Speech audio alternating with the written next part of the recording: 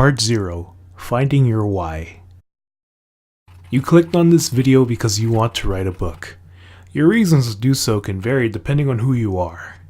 Are you looking to exercise a great pain using your words? Did you find something unseen in the old formula? Are you trying to get rich? Are you trying to become immortalized before the world ends in 10 to 15 years? Before we get to the technical details of what makes a book, before we build the frame, we need to lay down the foundation. The real-life reasons outside your head that you tell your non-writer friends and family. I feel like this is an important thing to talk about because through the slog of writing, that finish line is going to fade. When you start to float away into the abyss in your own mind, you'll have to hang on to your rock to keep you grounded. Really ask yourself, why am I writing this book? My reasoning for writing is that I hate having a boss and not having control of my own schedule. I also have a very inflated sense of what my talents are, and I believe that the world is desperately thirsting for my words. Pompous is par for the course at this point, so be proud of what you love. I, along with my secret Illuminati, held a conference recently with the theme of a Writer's Olympics. The theme behind that was to go for the gold and complete your novel. One of the panels was the 10 Commandments of Sci-Fi and Fantasy World Building presented by Tex Thompson. One of the commandments that really stuck out to me was the first one.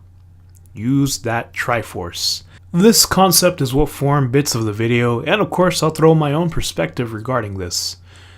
The Triforce includes education, what you know, passion, what you care about, and inspiration, what you're excited about. Those aspects were interesting in finding your why, and later on we will talk more about world building. The reason this concept spoke to me was because it required you to be honest with yourself, and aspirational at the same time. These will be necessary for finding your why. Now, with the preamble out of the way, let's move on to how to find it. Number 1. Find a theme. What is a position you believe in?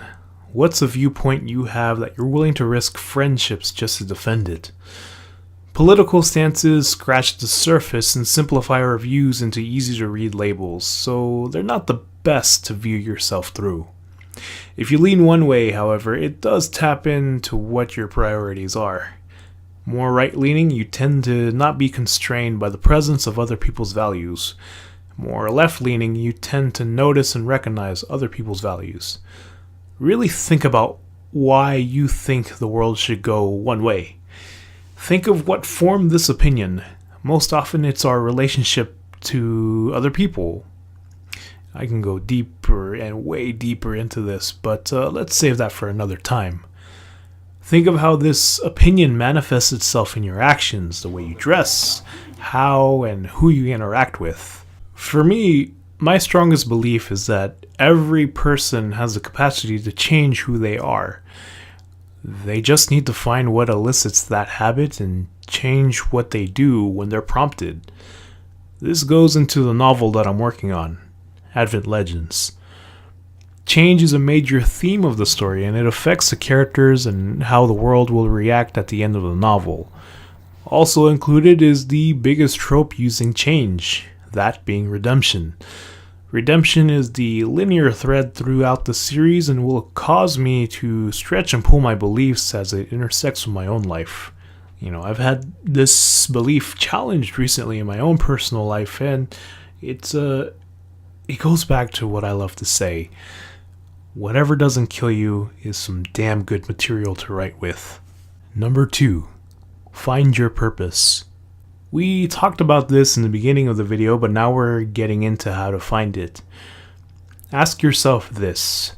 What do you want to come out of writing your book?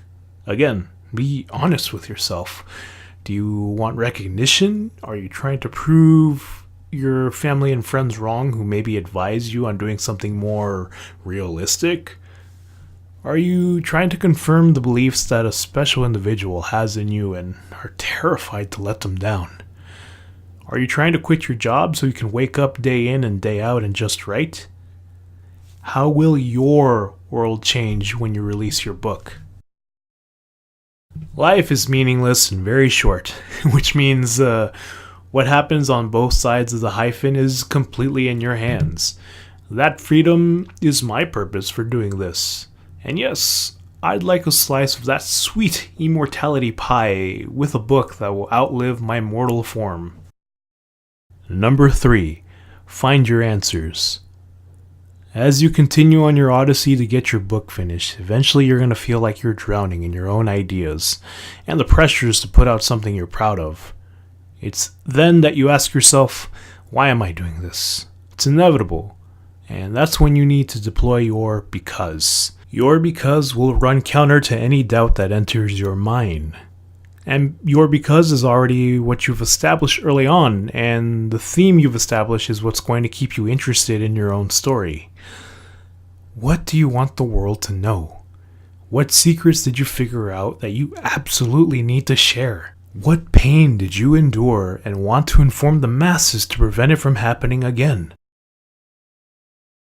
Writing is what pushed the human race to what it is today. The simple idea of putting thoughts into words and sharing it to somebody else is what built civilizations and cultivated ideas we would otherwise never hear about. You have the responsibility to get your message, your story, your voice out there in the world if this is the life you choose to pursue.